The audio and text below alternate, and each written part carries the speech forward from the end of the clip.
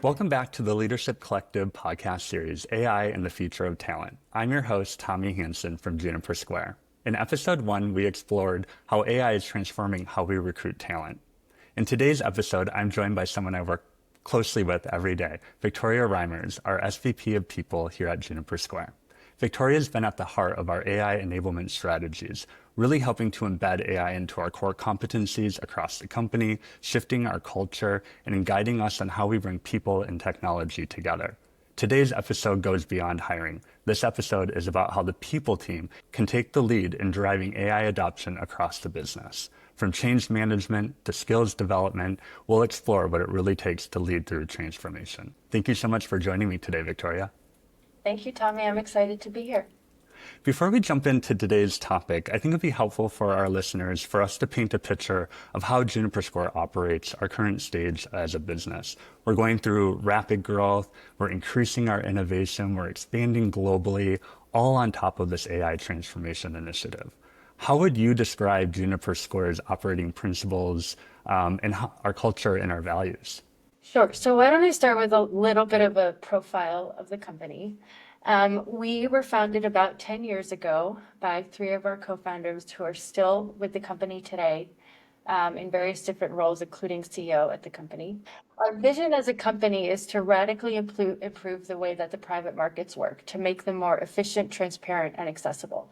So the way that you can think about that is we want to make it as easy to trade a share in a private building as it is to trade a share of, say, GM stock. So that is what we're aiming for over the long run. We started as a software company building software for real estate private equity managers, and over the past several years, we've expanded to become multi-asset, so not just looking at real estate, but now looking at private equity, venture capital. And we've also expanded beyond software to deliver a lot of different services for our customers. Probably the one that most of our listeners have heard of is fund administration. So today we have about 750 employees, whom we call Junies, really across the globe. Most of our Junies are in the U.S. We've got about 200 in India. We started hiring in India in January of last year, so that growth has been over a year and a half, which is really wild to think about. And major props to you, Tommy, and the rest of the people team at Juniper Square. We've got about 70 folks in Canada, and then most recently, we just bought a business in Luxembourg. And through that, we welcomed 15 new Junies to our team. We are a Series D company. We just had a big fundraise, as well as, along with that fundraise, announced our plans for Junie AI, which is really how we're diving into the world of AI from a customer standpoint. So that's a bit about the company in terms of profile. I interview a lot, so I get asked quite frequently what it is that keeps me at Juniper Square. And it really is the culture. And when you break that down, there are a couple ways that I would describe the culture at Juniper Square. The first thing that I think is really loud and clear at our company, and that comes up a lot in our engagement surveys, is our focus on transparency as a business, and that really comes from the top down. My favorite example of how we live this at Juniper Square is the fact that after every board meeting, our CEO meets with the company and gives everyone an overview of what was discussed at the board meeting. Now, obviously, we don't go through all 140 pages of the board deck, but we do focus on company strategy, where are we headed, what are some of our challenges and opportunities, and go through our financials. And that's a really great way to help everyone across the organization see where we're headed. The second thing that I share with candidates is that this is a really ambitious company. We are building something for the long run. When we think about the change that we want to make for the industry, we think about it over the course of 10 or 15 years. So we are really trying to change the industry, fundamentally trying to change the underpinnings of something truly for the long run. And I think what that does is it attracts people that want to solve hard problems. It attracts people that take the long view, that want to get into the details, that want to think about how we can truly make change in the private markets. And I think that's something that's really palpable at Juniper Square. Another way I describe the culture, and this is something we've been focusing on more recently, is this concept of execution velocity. So how do we at Juniper Square move with strategic speed? There's very much a sentiment at Juniper Square that we are in control of our destiny. It is really up to us to how we execute on our goals and our vision. And that's what's going to help us be or determine whether we're successful or not. So that's a big one, and it's against that backdrop that we've really dived into AI over the last year or so. The other thing that I'd mention here, we have 5 company values, but one that I would highlight here is the value of think like an owner. So that really means, how do you own the white space around you? If you see a problem, it's really up to you to jump on it, go lead it, go solve it, find a solution. And I think that has also very much set the tone for how we think about AI at Juniper Square. Thank you for walking us through that. And it's been such an exciting journey. And I think you highlighted a lot of the key things that really attract a lot of talent here, but are also at the core pillar of how we've been able to effectively adapt and change and really incorporate AI into our culture and who we are today as a company and where we're going. The whole topic around AI is so interesting, though, because none of us really know where we're going. And so I would be really curious to hear from your perspective. At Juniper Square, where did it all begin? Can you take us back to that first conversation as an executive team? And then how did you go from that conversation to saying, you know what, we're actually going to lead this from a people perspective? I think a lot of our listeners maybe are on this journey or are kind of envisioning this journey, and they think, oh, this is probably led by security or some other teams. But very early on, you really helped set the tone that this is going to be led in partnership across the company, but really by the people team. Would love to hear more about that. Yes. It's hard to remember the first conversation about AI because I would say that there were many. It came up in almost every leadership team meeting that we had, and it was very much driven by our CEO. And there's very much the sentiment of this change is not just coming, but it is here, and we need to move quickly, and we need to get ahead of the business and the industry. And I think for the first couple of conversations, they were very much exploratory, trying to understand what was this shift that we are seeing in our environment. What is our perspective on it? What type of attitude do we want to take towards AI? And how are we going to drag that into, or how are we going to transform that into a strategy that we can execute? So the first couple of conversations, I would say, were very much exploratory. But I remember there was one meeting we had where one of our R&D leaders had spent a bunch of his own time basically coming up with a product roadmap for AI. And he went through ChatGPT, he built a prototype, and he brought it to the leadership team. And I think that was kind of our aha moment of just how powerful this technology is and can be. And also how low the barrier is to actually be able to interact with it and learn from it. So I think you need to very much get over that kind of initial hump of going from 0 to 1. And that's a lot of what we focused on with our internal enablement. So that was kind of, I think, our moment as a leadership team. We very quickly jumped on bringing the broader leadership team in together to build that kind of ownership and accountability. So one of the first things that we did as a leadership team was to bring together our maybe 30 or so leaders across the organization for an initiative that we called AI Demo Week. So it's fairly ambiguous, but the idea was to get everyone talking, get the momentum going. We invited everyone to San Francisco, and the ask was to pitch a way to, or pitch a tool or a way to build out or use AI within their functions. And there were various awards for different categories, but the winner would get funding for their initiative. So this was a great way to build, again, a sense of ownership among the broader leadership team. I would say that as all this was going on, I was kind of going through my own journey with AI, where personally I knew this big thing is not just coming, it is here, as I said. And I was figuring out what role I wanted to play in that and how I was going to interact with it. So I was experimenting with it on the side, really trying to take this mindset of, if you have friction or you have a problem, go to AI first to figure out how to solve it. And what I was learning throughout that is how much this is a question of culture and mindset, that if you have the right mindset, anybody can take this on. And that was very much something that we were already leading within the people team through this concept of execution velocity and how we think about building our culture. So I thought it fit very nicely within that theme that we were already very focused on. The other thing I would say is that or the other reason I felt it was important for the people team to lead this was because I wanted to make sure that we were approaching it with our juniors in a way that was not intimidating. And I think if you have someone from, say, a very technical role leading this, others may feel, well, I'm not in a technical role. I may never get this.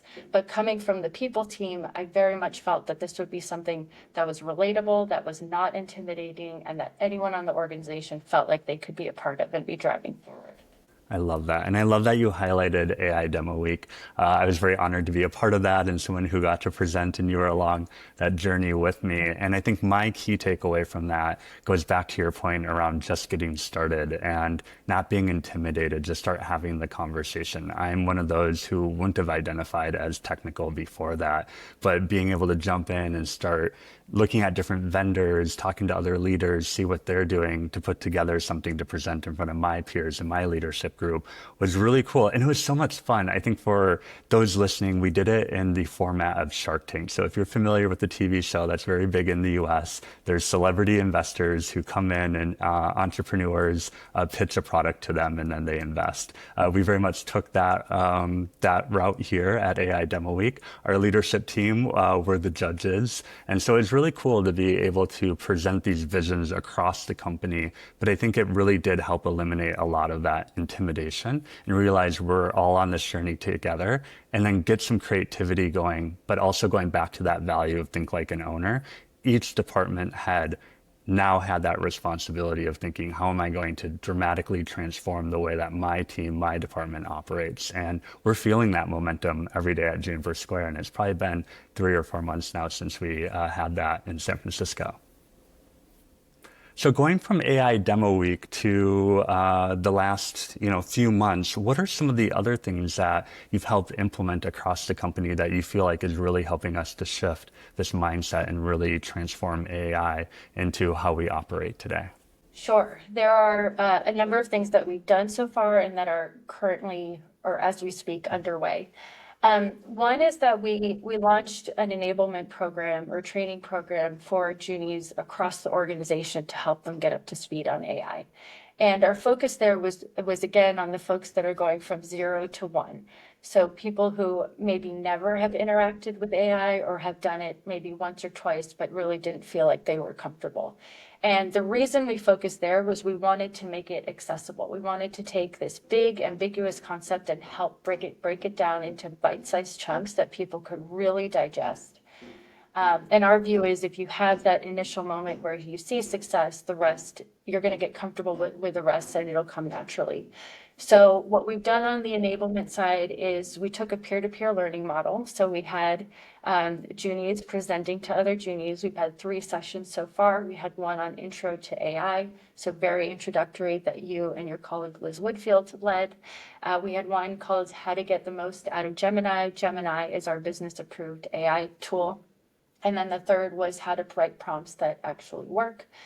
Future sessions that we're planning to do are on how to use AI for career development, how to write custom GPTs, and then we'll probably do a feature on Notebook LM as well.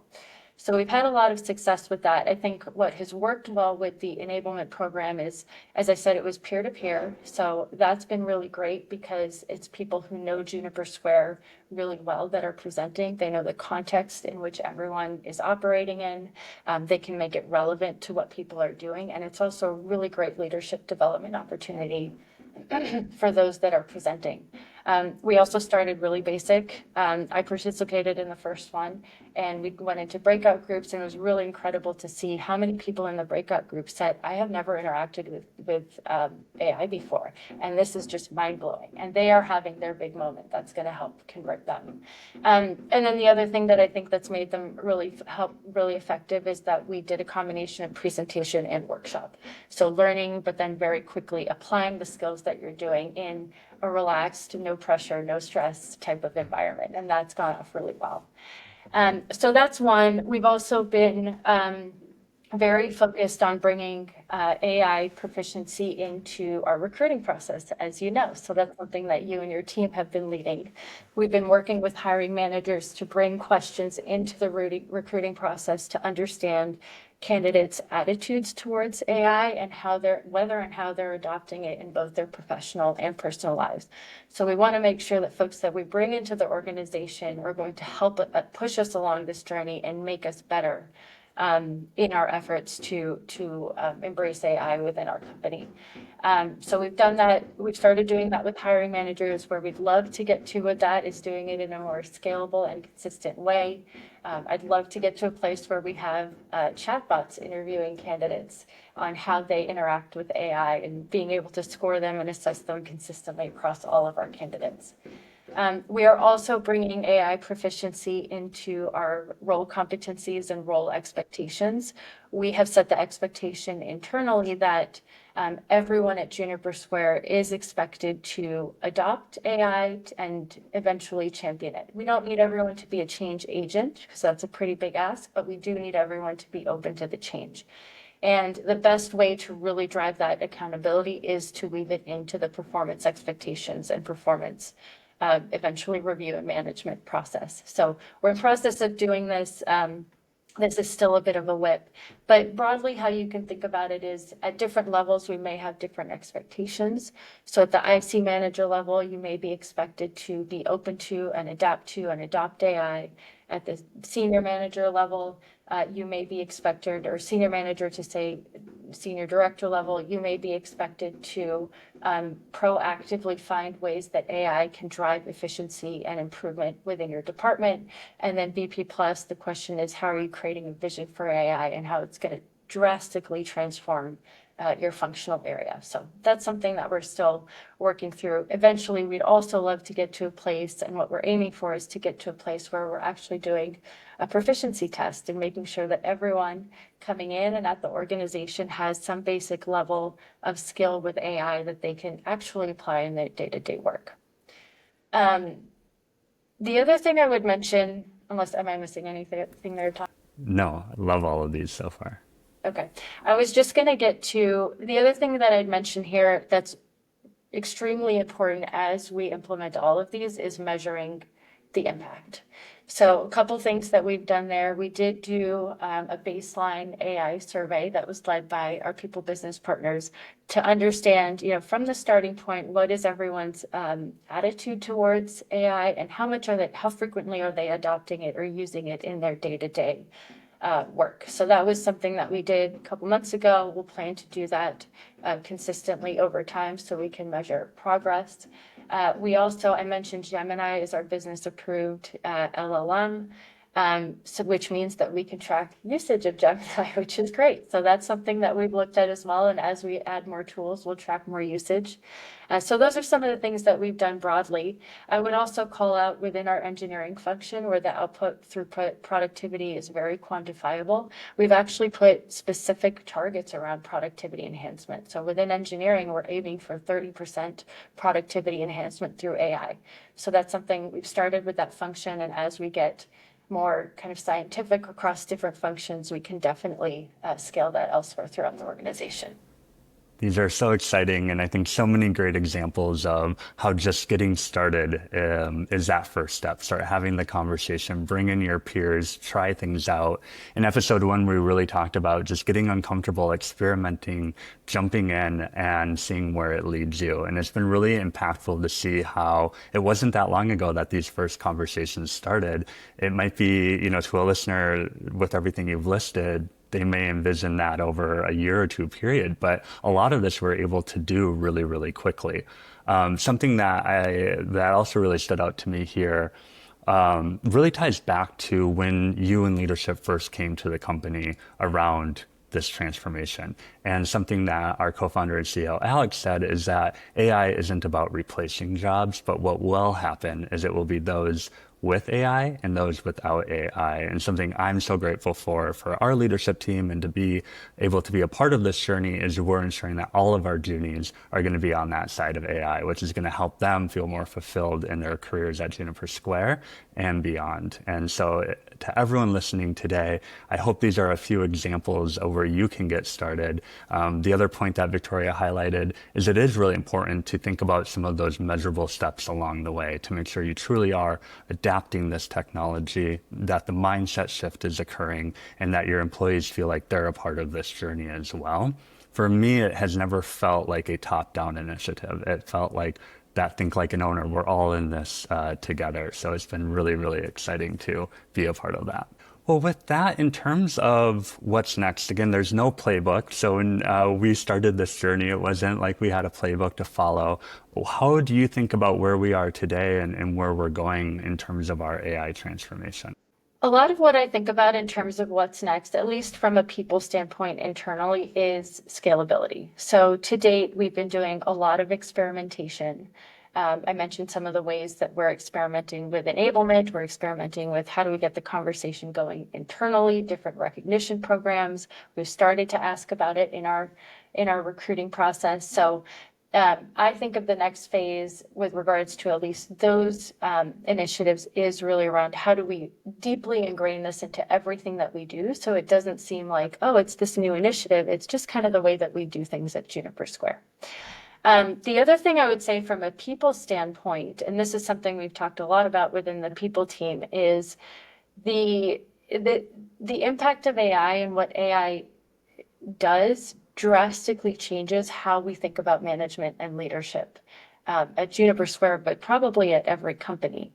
So I think very traditionally, it's easy to anchor on how many people is someone managing or what is your team size and scope. And AI just drastically flips that on its head.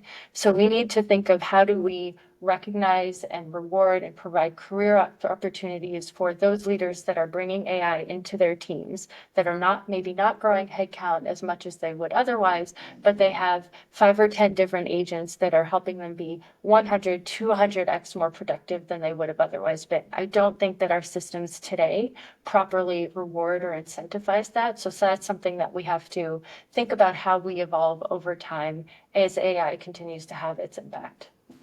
I think that's great, though. And there's so many different steps of how we think about the adoption and the different programs, different resources that we could bring in, different levels of expertise, but also like how we think about our workforce planning and what can AI do? How can we free up the time of our juniors to do the things that they love, automate the parts that maybe are super repetitive? And it's really exciting to kind of daydream about like what type of innovation could that bring? What type of energy could that bring to Juniper Square? One of our core goals is to become the top place to work in the private markets. And I think this is one of those really exciting paths to helping us to achieve that goal.